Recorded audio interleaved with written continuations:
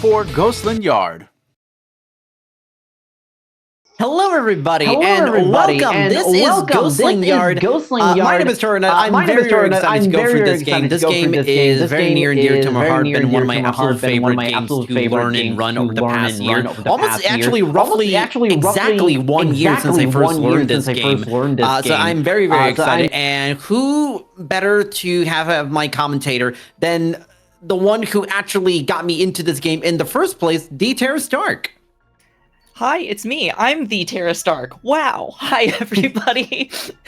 As a born and raised Pennsylvanian and just an absolute fan of the Keystone State, to see one of my favorite games here represented in a speedrun marathon for one of my favorite cities, and supporting a fabulous cause in that city, in the Paris of Appalachia. I'm just so happy to be here. Thank you for having me, and I'm real excited to hang out with y'all for a little bit.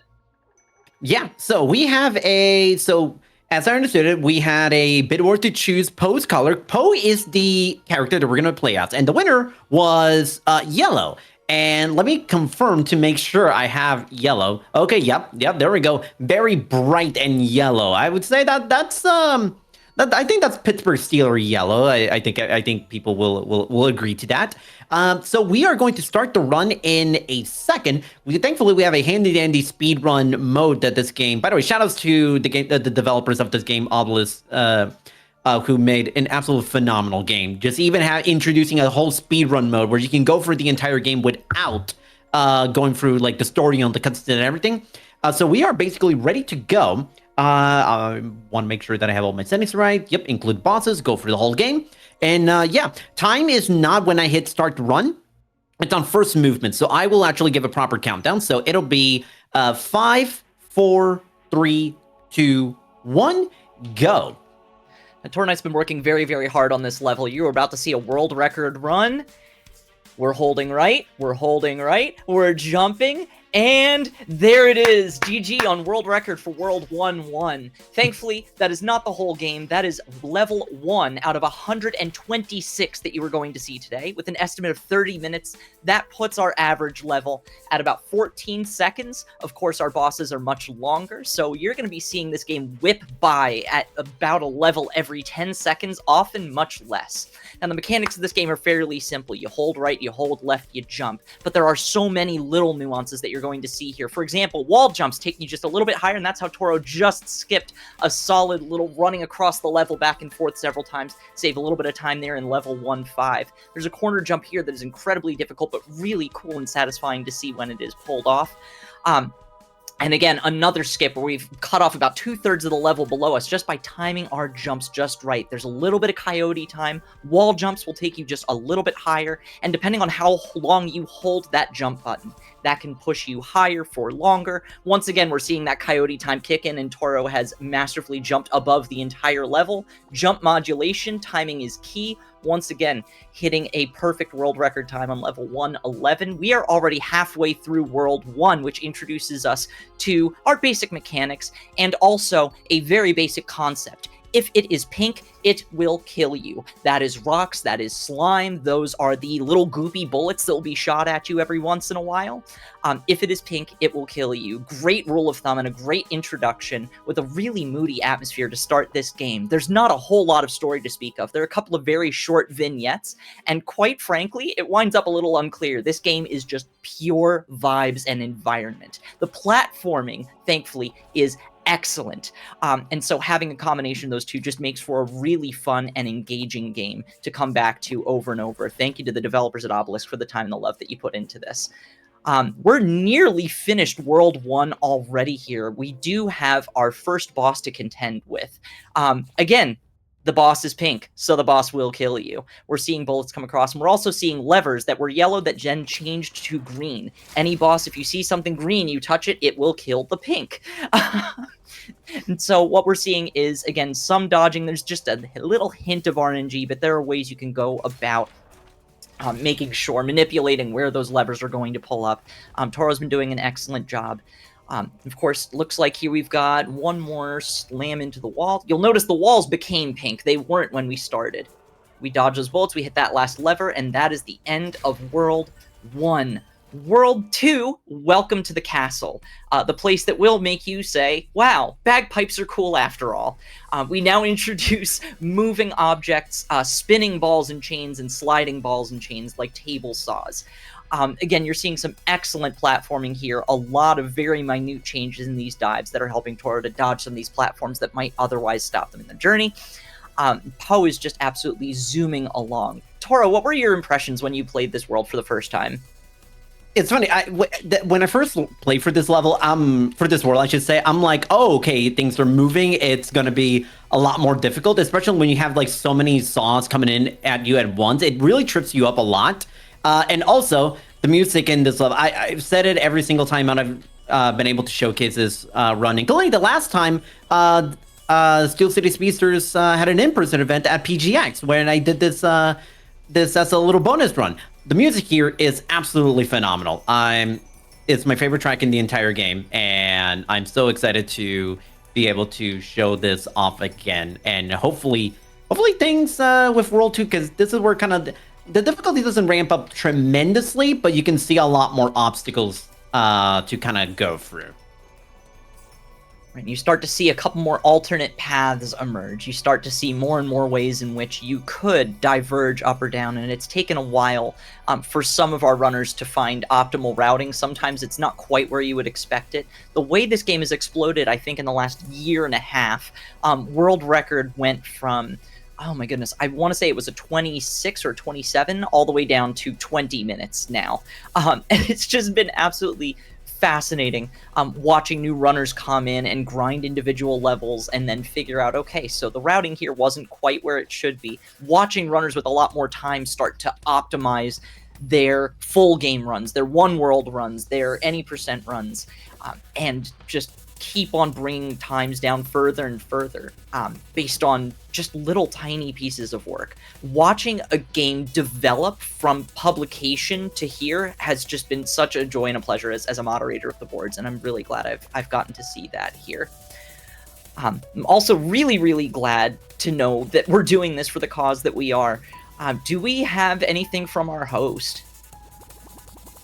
Yeah, absolutely. We're getting a lot of love in Twitch chat for this run for both Toro and the game and Pennsylvania. There is a lot to be appreciative for, and a lot of cool things happening. We also have a donation here, $25 from Tara, that says, good luck, Toro. Much love to the Steel City Speedsters supporting this cause, and to all my other comrades in the Paris of Appalachia. Stay swift and keep up the good fight. Trans rights.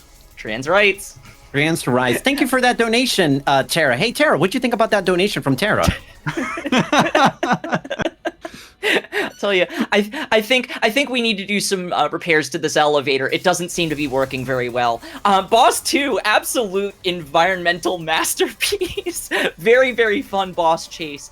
And knowing that the cycles on those roses at the very end of the level start at the beginning of the level, any little mistake that you do can change those cycles up in unpredictable ways, and Toro's done an excellent job of getting on through the end of the castle, crushing the monster beneath the ruins of the castle as they come crumbling down, and bringing us to World 3, the Temple, which introduces two new mechanics. The first that you're seeing now are moving platforms. Now, these can be helpful. They can be a hindrance. You've seen Toro move both faster and slower, having jumped off of some of these platforms here.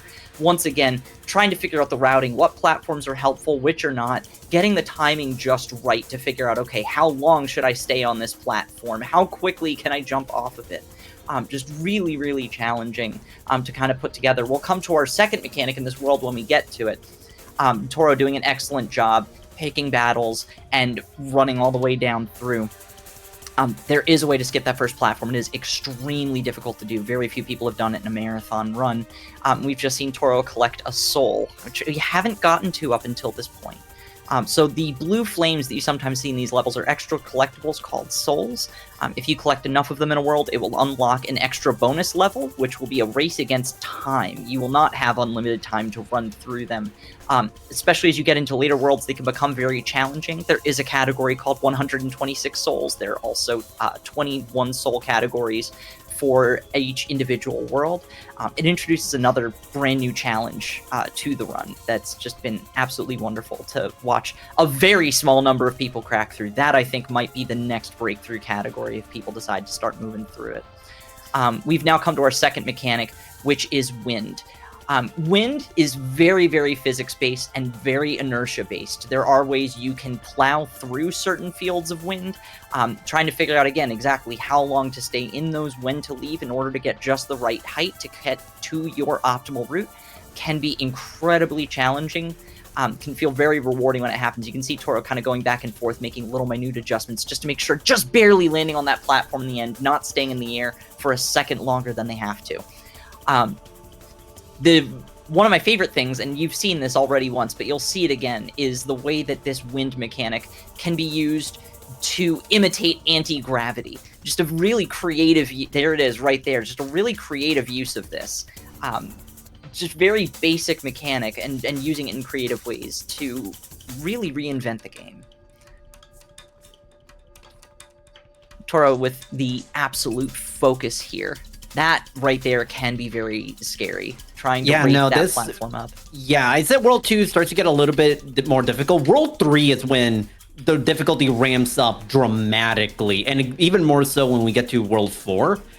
This is kind of, I always like to say, World 3 is like the first actual gut check of the entire run, where like you now have to go through so many different obstacles all at once, and you kind of, if people, seasoned veterans might have noticed there were a couple of moments where like I kind of had to make a small micro adjustment in a couple of levels, and but thankfully no deaths so far. That is incredibly rare in a not incredibly rare, but it is not easy to go through the first 3 worlds up to this final boss of World 3 without taking a single death once.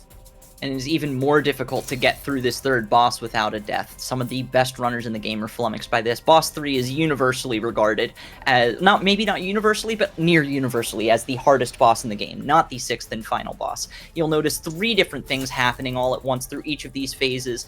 A medium laser getting smaller and smaller until a pink ball is shot out, and of course, if it is pink, it will kill you. Of course, with all of the wind here, it is very physics-based. It can feel very, very random and hard to predict. We have our big lasers that come out, and we have our dogs that will chase whatever path you've taken. Toro has just gotten through World 3 deathless. Absolutely fabulous, fabulous job, and that keeps this run alive. As anybody who's played this game knows, deaths will be your biggest time loss. Every single death means the restart of a level, and with levels ranging from 6 to 20 seconds, that can be a huge loss in a game that's only 30 minutes to begin with. We have entered World 4, which gives us 2 more new mechanics, which we have already seen both of. These green walls here are sticky. You may have seen Toro slide down a handful of walls for split seconds before jumping off of them. You do not slide on these sticky walls. That can put you into some positions that are a little bit tricky, because if you land on a wall in a bad place where, oh, if I jump, I'm going to land in this spike, there is no way to slide down, and that's it. And so you really have to know what you're looking at in many cases with these levels.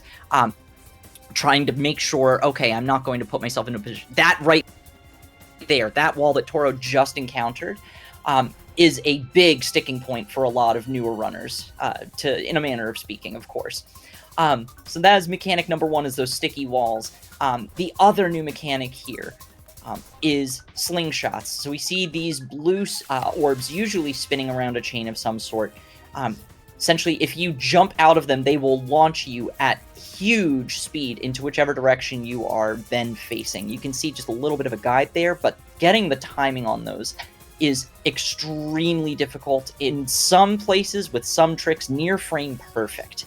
The needles that you have to thread, especially towards the end of World 4, are devious. Right? They can be really, really challenging. And only in some instances do you have quote-unquote safe routes that will take you longer. Like, oh, I'll throw myself into this wall and then get away from it after that. Right? Some levels, it really is just a matter of you have to get real good at your timing. That's one of those narrow needles to thread right there, where the safe route goes straight up. And the difficult route takes a bit of a corner jump here. Toro can die a few times and still save something here. There it is. And so we've skipped that top section of the level. And we'll used the slingshot. Yeah.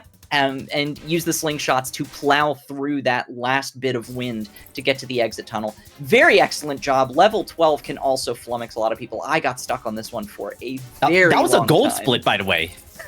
Beautiful. Wow. We love to see new barriers broken here on Marathon. Oh my goodness. Can we get some claps in the chat? Like, this is phenomenal to watch. 2 amazing platforming games back to back. I'm totally blown away right now.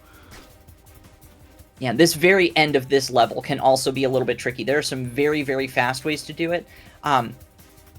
Let's see what Toro does here. Okay, so threading the needle between these spouting bullets, you can do it. It is incredibly difficult, and Toro still managed to get through that fairly quickly. That was a very quick run. Well done. Of course, this level here, just jumping straight up to get into it, we're seeing how we're fighting wind in order to make this happen. Okay, chat, watch this one very closely, the needles that get threaded. Just the very, very tight back and forth jumping through that narrow hallway there in between those spikes sliding, spinning around. It's just absolutely, it's just so fun to see. I don't know, I get giddy every time. No, this game is incredibly, not only is it incredibly fun, it's incredibly fun to learn, like, the harder strats once you get some more experience. And that's the really great thing about this game. We call this, like, a love letter to speedrunning, not just from the fact that we're playing on the quote-unquote speedrun mode, but in addition to that, there is a, by the way, another needle being threaded in a second. There we go. The one thing that I absolutely love is the fact that, like, there are so many ways to approach a lot of different levels, and the fact that there's a lot of tools, speedrunner-friendly tools, to kind of help improve the game. We'll get into that in a little bit, or rather, I should say specifically, like, you know, there's like, you can see what your friends did in terms of certain levels. You can race against their ghost data. There's like in-game leaderboards, not just in SRC, that are just incredibly fun to just go through and just see, like, what your friends, what the top runners do. And that's really been a big reason why I've been able to improve in this game. Just seeing all my friends grind this game and do a lot of great stuff and a lot of improvements. As Tara said, the game has really evolved tremendously in terms of its 80% progression, going from like a 26, 27 to now world record being, I think it's a 20 right now.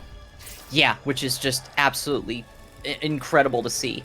Once again, boss 4, a little bit of an auto scroller. We think of this as the drink break or the dance break or anything like that. But we've seen these yellow levers. This boss is not smart enough to use the slingshots like we have. And so when we use it to expertly run around a level, it's fine. When this boss tries to get into a slingshot, it throws itself in the wrong direction and hurts itself. Oh, here we go. Very, very, yep. And we've just skipped 3/4 of the level. Welcome to World 5. By the way, that boss 4 was actually another gold split for me. That is, I did notice a lot of the time this boss was positioned right next to those slingshots very, very early on. Getting a perfect boss where it throws itself into the slingshot the first time is something that takes a little bit of practice. What takes a lot of practice is getting the boss to sit in places that are exactly where the slingshot is going to be and minimizing the time between bosses on the wall, bosses in the slingshot. So well done to Toro getting a gold split there. That is one of those micro optimizations that have really defined the leaderboards, especially for boss 4 and bosses generally. World 5, probably my favorite world. This one introduces only one new mechanic, but it is a doozy. You may have noticed Toro collecting yellow orbs. Those are multi-jump orbs. Every single one that is collected allows you to jump in the air one time. And so what these have been used for, again, Toro is skipping about half the level, not going around an extra loop that's in the bottom, because of the unexpected ways these orbs can be used in conjunction with some really, really optimized wall jumping. That's been really incredible. Just to see the creative uses for these multi-jumps, it's probably one of the most fun mechanics in the game, in my opinion. And of course, combined with the very different vibes of this world. This is the chillest world since World 1. World 1 is a little bit ominous, for sure, but this feels like something that has been built. It's kind of creating something, right? That I don't quite... How would I'm so curious to know if Toro or our host have feels about the vibe of World 5 here. I personally love the vibes of this. I've said it time and time again. This is my favorite world in the entire game. I love the vibes, the music, also the use of colors with like the pink going with like this more softer blue. It just meshes so well. It's an absolute feast for my eyes. It gives me like I get vibes from Donkey Kong Country 1, the underwater levels in the first Donkey Kong Country game. That's kind of what I get from it, and those are so good. So I'm really digging this level. The comparison to the music too, underwater ambience, I want to say. I Yes, can't remember the name of the DKC title, 1. but Yep. yeah, no, the I would say that they're different enough in the way that they're composed. This still has an undercurrent of speed to it, but that comparison, I think the folks at Obelisk would be quite pleased. But yeah, no, just again, that undercurrent of speed and the way that you can make that urgency happen in a very subtle, understated way. I don't know, there's just something about it. And of course, World 5 boss will be a great demonstration of a similar vibe. It's a little less chill, but it's also a very, very fast boss. It does introduce a new mechanic. Rather than green levers, we have green microchips. Why the microchips murder boss 5? We're not entirely sure, but you know what? It's green, it kills pink. That's how that works. We've been over this. Also, you want to talk about? Yeah, go ahead. You want to talk about threading the needle? Just look at some of the needles I have to thread in this fight. Yes, this is interesting because every time you land on a platform, you get 5 fresh multi-jumps, and that does make this a really, really fascinating challenge of how far can you go, how risky are you willing to be in order to optimize your time here. We're going for that, and like that, boss 5 is done. That is, again, another level that is hyper-optimized, and the drum beats at the very beginning of World 6 really bring out this air of, yes, this is it. This is a final confrontation. We have gone from underwater to outer space. I will say, chat, if you see... I know we here at Steel City Speedsters, apparently we love women and we love puppies. There is a puppy to be found. Keep your eyes out for Comrade Dog, who is going to appear in the chat. But if you see Comrade Dog, if you see Comrade Dog in the game, can we please get a hi, Comrade Dog? We love Laika here around these parts. Laika is lovely. Laika is fun. Laika is a source of joy in what is otherwise a very, very... There she is. Hi, Comrade Dog. Hi, Comrade Dog. In what is otherwise a very, very stressful World 6, truly a gauntlet of every mechanic that we've encountered thus far, plus 2 more. One are these trigger walls. If you hit a blue orb, it will make blue walls appear or disappear through the level. If you hit an orange orb, it will make orange walls appear or disappear throughout the level. You'll see those appearing and disappearing walls appear one more time in one new format over the course of this world. Excellent, excellent dod there by Toro, not having to go over. We got a hi, Comrade Dog. Yes. So, continuing here, seeing the way that these slingshots are, again, going through very, very, very narrow threads, need to be threaded. Very, very narrow paths Toro has to find their way through. My goodness gracious. Sticky walls, once again. You would think, oh, I just go through and I hit the ceiling and I come back down, but no, now you're stuck on the ceiling, and if you don't pull yourself off quickly enough, you could get hit by one of those spinning roses on chains. Hi, Comrade Dog. Bye, Comrade Dog. Bye, Comrade Dog. This is our big final new mechanic. It is appearing and disappearing walls. And this is how we introduce not just cycles, but cycles almost to the point of making this into a pseudo-rhythm game, trying to figure out exactly how to thread the needle through some of these worlds, how to stay above or below. The next level, 614, is a prime example of that. The intended path, of course, is to snake back and forth as the platforms appear and disappear, but Toro's not going to bother with that. We're just going to skip the entire first 2 floors and jump to the third, dancing across the last platforms and bullets as they appear and disappear. There is an absolutely comical skip for World 615. If you have the game or if you're able to see world record on YouTube, I would highly encourage you take a look at the skip that is done in 615. You can attempt it 3 times and fail and still be faster than the intended path. This is where the wind and the bullets together start to create challenges. There were maybe 1 or 2 levels in World 3 that combined wind and bullets the way that World 6 does. This can very much flummox many of our runners. So we're coming up towards the end of our run here. 619 is a great time to kind of reflect. I don't know if our host has anything to say at this point. I think we've seen some more come in here. I do. I have a $10 donation from Bonsai Joe that says, this Ghostland Yard run is so good. You are killing it, Toro. Let's go. Next $10 is to see my boy the Prince during Kelowna, just because I'm obsessed with Katamari. Let's roll up to be a single star in the sky.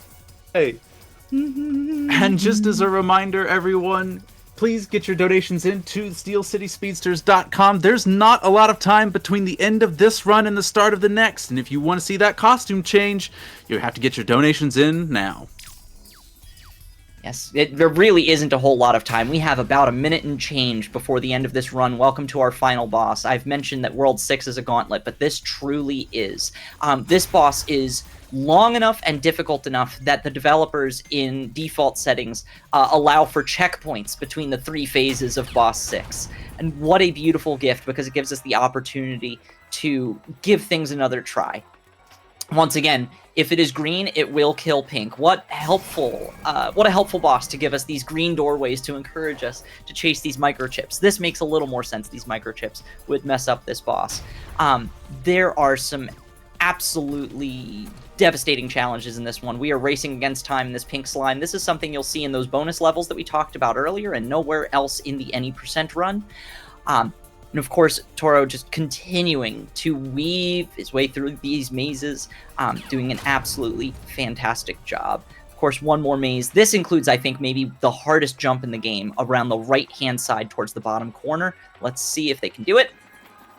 Well done. Had to include a wall slide there. We talked about wall slides at the very beginning. Toro continued jumping while sliding up a wall, and that's the only way that was possible. We are at our phase 3. Again, these pink balls bouncing around, the big lasers firing, the dogs chasing. There are a lot of echoes of Boss 3 here, as if Boss 3 were a more primal version of this final boss. But man, oh man, have we introduced 1.5 million challenges in the meantime. What a great demonstration of everything we've learned through the run. Just a few more moments here. Comrade Dog standing beside us along the way. We enter. And time will be when Poe exits this boss. In 3, Oh my 2, goodness. 1, time. Unbelievable. Well That's a done. PB. That is a PB also. That is a near 10-second PB. Oh my goodness. 8 deaths, 1 reset. Yeah, that's amazing. That is a 9-second PB for you, Toro. That is unbelievable. I apologize for not talking tremendously because I really wanted to make sure, like, executionally, I wanted this to be the absolute best run in a marathon I've ever done, and this blew it by a country mile. I mean, it's unreal. I alluded to this earlier, but I ran this game last year for Steel City Speedsters at the Pittsburgh Gaming Expo as a bonus run. I finished that run RTA with a 30 minutes on the dot. And I wanted, and I promised myself, if I was going to come back to SCS with this game, I'm going to do so much better on that one. I'm going to make a dramatic improvement. What an improvement right there. Yeah, no, thank you, Tara, for carrying the conversation in this one. This was absolutely amazing. Yeah, absolutely fabulous job. This was really, really cool to see. I was like, hang on, I haven't seen that many deaths. Are we going somewhere with this? I wish I could have seen the splits as we were going along, but maybe that was for the best to not be focusing on that. Because I mean, you've had a heck of a week too, to see you go through as much as you've been, to not have as much time, and to pull this out. Really, really proving their worth as one of the best in the game, honestly. What a joy it's been to watch you progress through this, chat. You've seen some really, really fabulous gameplay. I've seen people say, oh, this doesn't look that hard when people get deaths in marathons playing this game. I would challenge you to try it, and have some fun with it, because wow. Absolutely fabulous job. You really did make it look easy. That was amazing. You could tell there was just some really intense focus happening there, because as soon as the run was over, I could hear that deep breath come out and be like, oh, finally, here we are. It really does, because here's the thing, like, at the maze, in any of these final boss moments, if you die, you don't restart the entire fight, but you restart the phase, and depending on when in the phase is, we're talking like 20, 25, 30 seconds of time loss. Continuing my streak of 4 marathon runs where I have not died at the final boss even once. That is absolutely stunning. Thank you everybody so much. Not gonna shout myself too hard here, because I will be back as your finale on Sunday with Pokemon Omega Ruby. Please, I encourage you to check out that run, and check out all the other runs that we have coming up this weekend. It's going to be an absolute fantastic time. So be on the lookout for that finale, because I have a lot of really fun stuff planned for that one with Pokemon Omega Ruby.